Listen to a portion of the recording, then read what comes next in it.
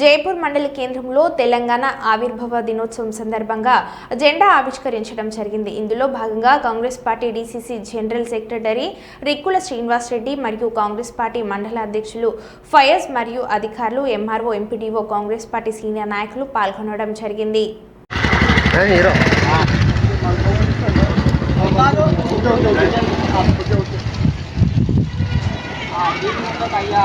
బాగెత్తున్నది బాగెత్తున్నది rate ఉన్నది జెండా.